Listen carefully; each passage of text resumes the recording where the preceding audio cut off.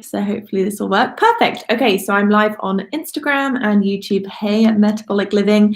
If I haven't met you before, my name is Bella Yon. I am the senior nutritionist and also the recipe developer here at the wonderful Metabolic Living. So today I'm going to be chatting just a little bit about a topic that I find really, really important, but also one that you guys have requested that I speak about a lot, and that is the topic of mindful eating.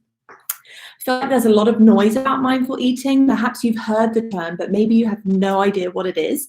And that's totally fine. I'm here to share a bit about what it is, why it's important, why even bother with it, and also just some little tips and tricks and exercises how to get started. So first of all, what even is mindful eating? Well, to put it very simply, in my opinion, mindful eating is just bringing mindfulness to food, both the choice and actually the entire experience of eating. So just to break it down, it includes things like bringing your full attention and awareness to the entire food experience. So, everything from when you select a food, really tuning into your body, but also when you are eating your food to enjoy and use every single one of your senses to really choose to eat food that is both nourishing and also satisfying to your body, which I think is so important if you were going to do kind of like a long-term plan and actually experience success.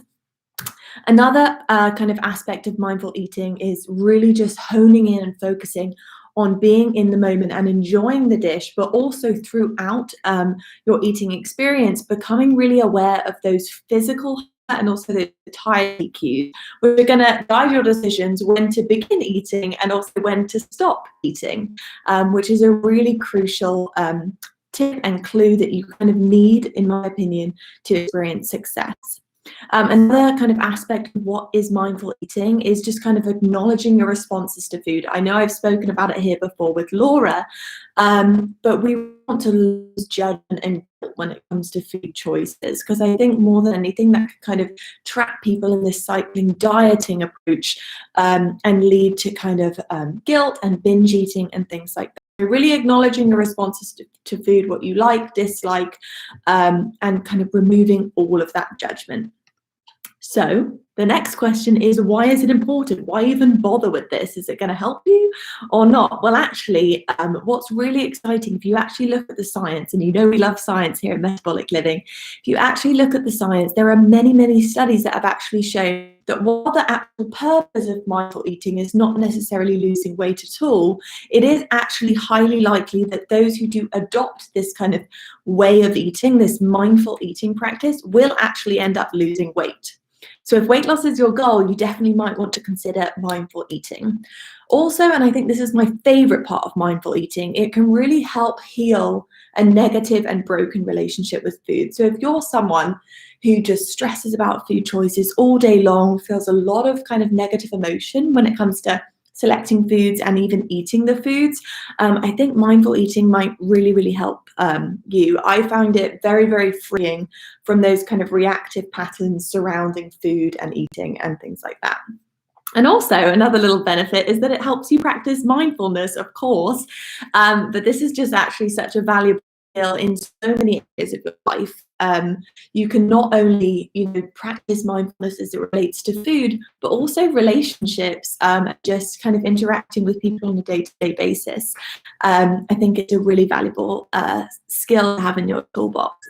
So all of that being said, I'm going to share with you just some guidelines, tips, exercises, if you will, things that have really worked for me and some of the people at Metabolic Living, some of our clients and things like that. So I will say, just take what you want from this. Not all of these things are going to necessarily work for you, but it's definitely worth giving them a go.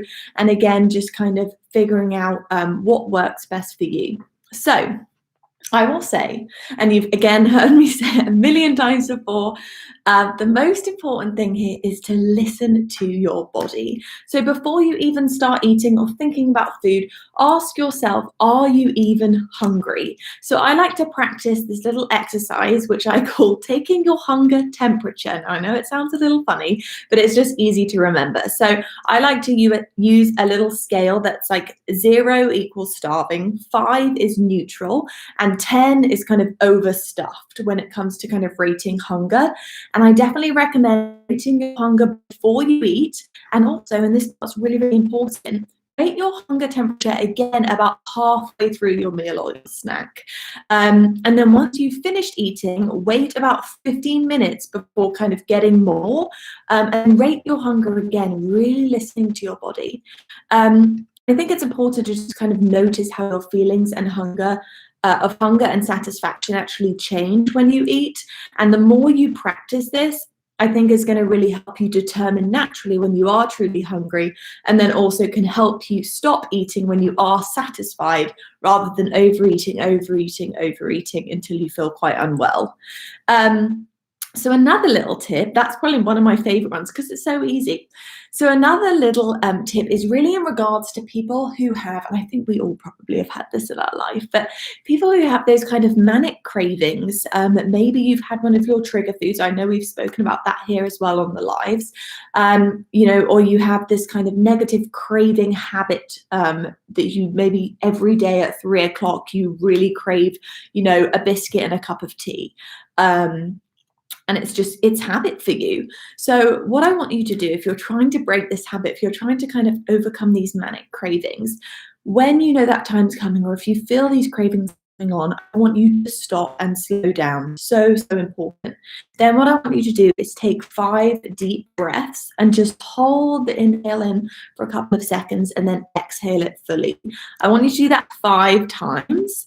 And after that, I want you to assess the hunger in your belly. I know it sounds really simple, and you're probably thinking that on about that's so silly, but I promise you, just by taking a minute to slow down, you can really become so much more in tune with your body and actually assess whether you're hungry or not. And I think in a lot of cases, you may find that urge actually passes.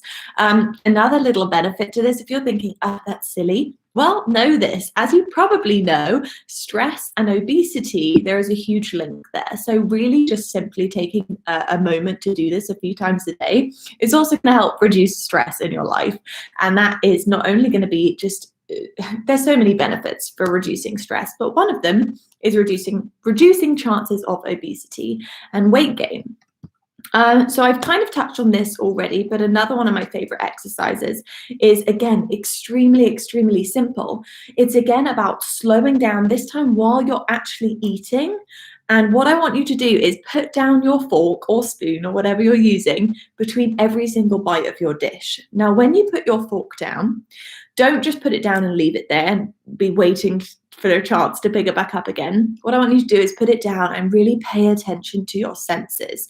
So observe the smells, the colors, the texture, the temperature, taste, flavor, all of that on your plate and what you're actually eating.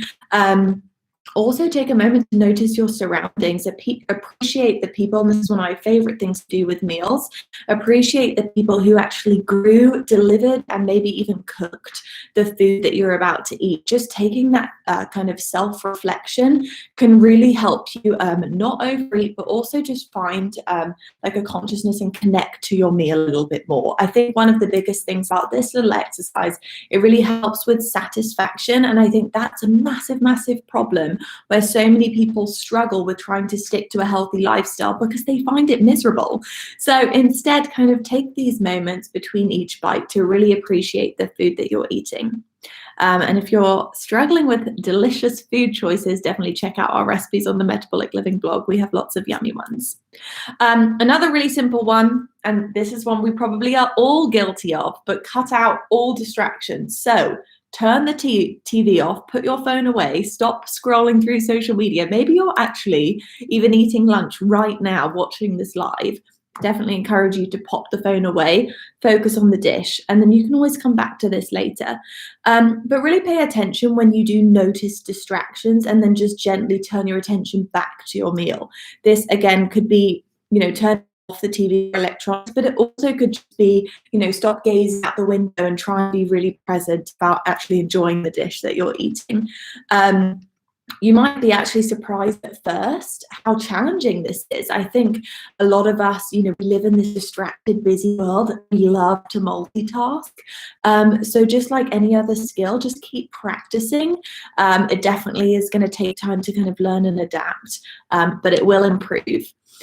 So the last little thing I'm going to share is about, I'm going to loop back to the top when I was talking about negative thinking and guilt.